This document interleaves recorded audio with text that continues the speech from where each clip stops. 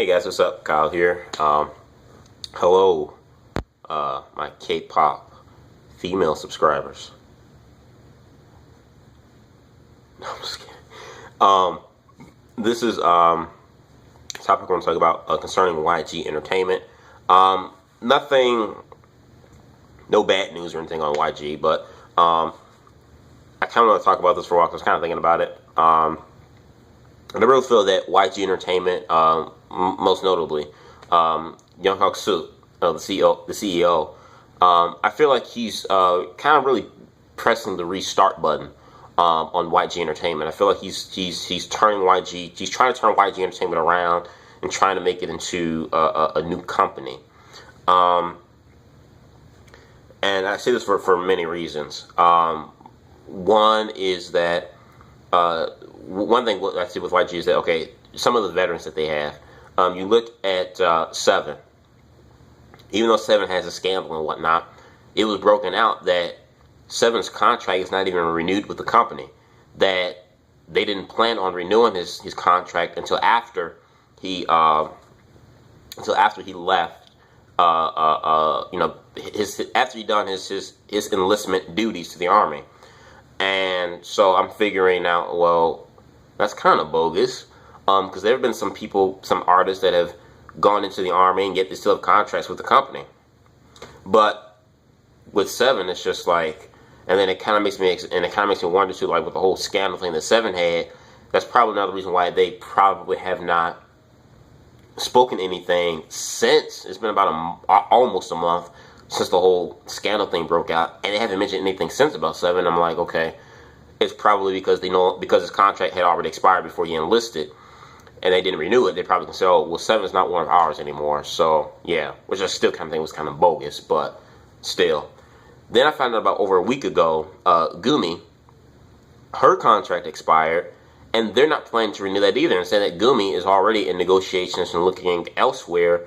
Other companies to get a contract. And I love Gumi. I think Gumi is so underrated. And I even think Seven to an extent has been underrated. I think Seven has been successful, but I really believe YG could have done much more with Seven in his career, especially the last 3 years since Seven came back. I think they could have done so much more, but they just sat on their butts all day doing nothing with Seven. Anyway, so that was a shocker to me. I'm like, really? Like, they're not going to do anything with Gumi? So it seems to me like they're really kind of pushing a lot of the veterans aside and not renewing the contract, and they're focusing on the next generation of K-pop stars, being their new boy bands and girl bands.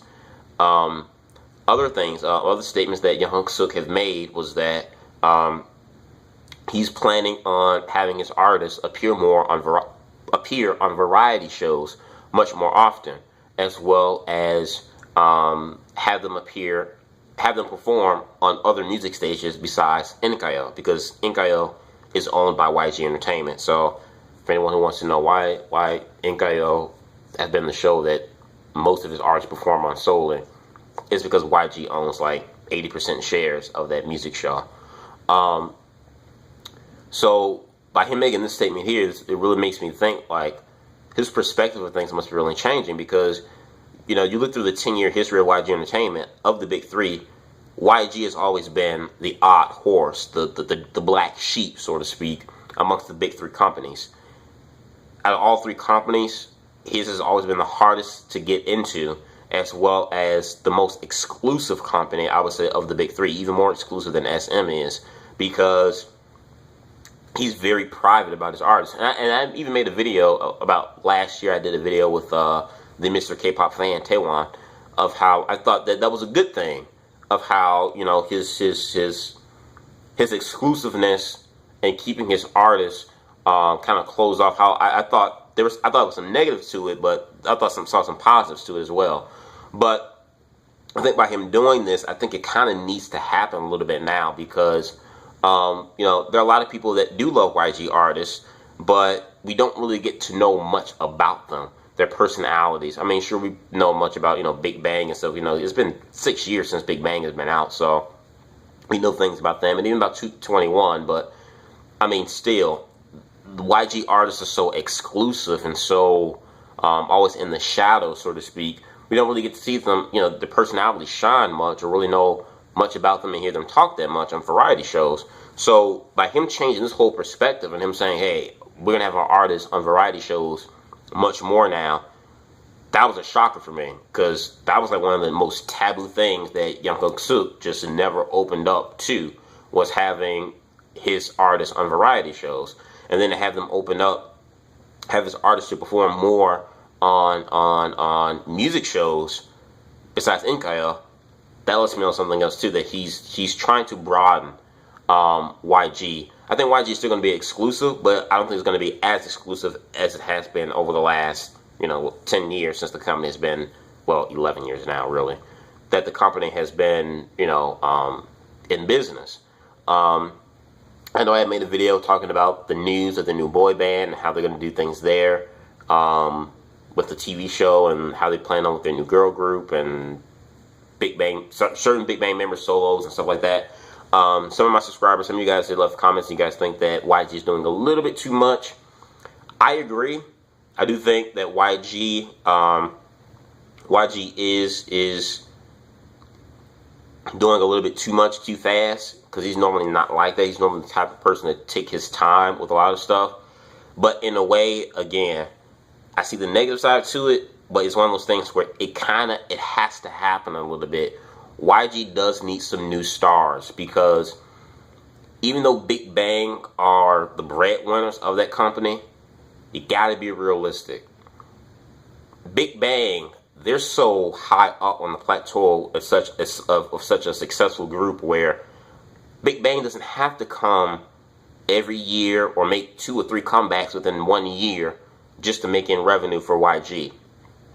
There have been times where Big Bang have been gone from performing in Korea for like almost 2 years, and they make a comeback.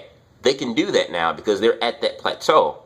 So, and then you have 21, who make money for the company, but they're here or there. And then you have other artists like the veterans like Gumi and Seven, who no longer with the company anymore. They need some new fresh talent to be consistent on a consistent basis that can bring in the revenue throughout the year, or however long Big Bang may be gone. They need that. And then you fast forward within the next just 2 to 3 years, the top 2 or 3 oldest members of Big Bang will be drifted off into the army. So I mean, what do you do then? I mean, so in a way, YG, they need to kind of push these new stars, these new talent out, especially for a new boy band. I know a lot of people say Big Bang. I'm not saying they have to replace Big Bang. Big Bang will never be replaced. But they have to look forward to the future, because the next 2 years from now, 2 of the top 3 members, oldest members of Big Bang, I think G-Dragon, Top, and Daesung, I think they'll be the first 3, if not maybe even Taeyang, all those 4 there. They'll be drafted into the army probably around the same time. So what are they going to do then? Big Bang won't be around until they, done doing their finish doing their military duties, fulfilling those. So they need that next boy band that can keep the company afloat, as well as give the company revenue. As for their girl group, they do need another new girl group, because I love 21, but I'm starting to see certain things that some of the members are saying in some interviews recently I read this morning and whatnot. They have about a few years left on them. I think 21 may have another 2 years, 3 being tops. So I'm not sure how long they are going to last. They might not last for another 2 years. So they need another girl group. So I know it kind of seems like they're pushing everything all at once. But I think in a way, it has this negative, but in a way, it kind of needs to happen. So it seems to me that YG I think he's really, over the last year or 2, despite the screw-ups and the schedules and whatnot, I think he's really looking long-term in what he's doing, and looking at, hey, there's some things we have to change, and really structurally how we view things and how we view our company, as well as our next generation of stars that we're bringing up. He already has Lee High, so he's got that. So I think I feel like Yang Hyun-Suk is pressing the restart button on YGE Entertainment. And you guys let me know if you think it's a good thing or a bad thing. I'm shocked at some of the changes that he's made because he's been so taboo in a lot of stuff for years. And to see him finally change his mind about it, that's kind of shocking. But in other aspects, I think this is kind of needed. So you guys let me know what you think. Is it a good thing or bad thing that Yang Hyun-Suk is pressing the restart button on the YG? What are your thoughts in the box below? Comment, subscribe. Peace.